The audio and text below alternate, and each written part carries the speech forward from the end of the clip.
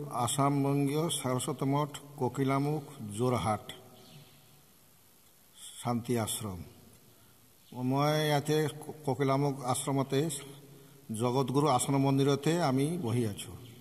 ये मंदिर ठाकुर निगमानंद सरस्वती परमहंसदेव 1912 सनते এই मंदिर प्रतिष्ठा करिছিলেন। আর এই मंदिर एतु তিনবার পাছতে তিনবার একটু রিকনস্ট্রাকশন হয়েছে। এই মন্দিরটি 2001 সন পরা নতুন হয়েছে। আর আমার ইয়াতে প্রতি বছর অক্ষয় তৃতীয়াতে এই মঠ প্রতিষ্ঠা দিবস উৎসব হয়। আর ডিসেম্বর 27, 28, 29তে আমার সার্বভৌম ভক্ত সম্মিলনী হয়। এই বছর উড়িষ্যায় ছিলে, এই করোনা কারণে একটু বন্ধ হয়েছে, খালি নিয়ম রক্ষা হব। আমার ঠাকুর নিগমানন্দ সরস্বতী পরমহংসদেব চারি সাধনায় সিদ্ধিলাভ করেছিলে। তন্ত্র সাধনা, যোগ সাধনা, জ্ঞান সাধনা, প্রেম সাধনা সিদ্ধিলাভ করার পাছতে ইয়াতে আহি আশ্রম বনাইছিলে। আর ঠাকুর নিগমানন্দের এতিয়া শিষ্যভক্ত সারা ভারতবর্ষতে এবং বিদেশেও আছে। একটু প্রায় এতিয়া 10 লক্ষ মান ভক্ত শিষ্য আছে। আর ঠাকুর নিগমানন্দের জ্ঞানী গুরু, যোগী গুরু, তান্ত্রিক গুরু, প্রেমিক গুরু, ব্রহ্মচর্য সাধন এনেকুৱা আরও নতুন নতুন বহি এতিয়া প্রায় 100 খানা ওলাইছে। আর ঠাকুর নিগমানন্দের এই 5-6খন বই তার নিজের লেখা, সেগুলা সারা ভারতবর্ষে বিদেশে বিভিন্ন ভাষায় ট্রান্সলেশন হয়ে এতিয়া চলিছে।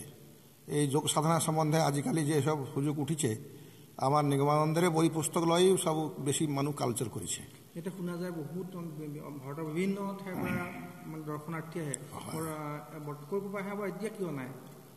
এতিয়া করোনার কারণে আহা নাই, নাহলে প্রতি বছর আমার আপনার উড়িষ্যা, বেঙ্গল, ঝাড়খণ্ড, তারপরে আপনার মহারাষ্ট্র, তারপরে দিল্লি, তারপরে আমেরিকা পরাও আহে, ইংল্যান্ড পরাও কেতিয়া ভকত মানুষ আহে। বাংলাদেশতে আমার 8খন আশ্রম আছে। যেতিয়া অবিভক্ত ভারতবর্ষ ছিলে তেতিয়া আমার তাতে আশ্রম ছিলে। মন্দিৰটো ব্ৰহ্মপুত্ৰৰ একেবাৰে কাষতে গাতে লাগি আছে, কিন্তু আজি পৰ্যন্ত পানীয়ে পোৱা নাই বা নহয় এইটো আগতে ব্ৰহ্মপুত্ৰ ইয়াত পৰা 5 কিলোমিটাৰ দূৰত ছিলে। এইটো 64তে 1964তে ব্ৰহ্মপুত্ৰ এই ওচৰত আহিছে। আগতে এই আমাৰ নদীৰ মাজতে ৰেল ষ্টেচন ছিলে, ৰেল লাইনে আছিলে। ইয়াৰ ভিতৰতে ইয়াৰ পৰা 5 কিলোমিটাৰ দূৰতে জাহাজ ঘাট ছিলে। নহয়, এইটো আগতে এই যেতিয়া ব্ৰহ্মপুত্ৰটো আগতে খেতি বাড়ি হৈছিল।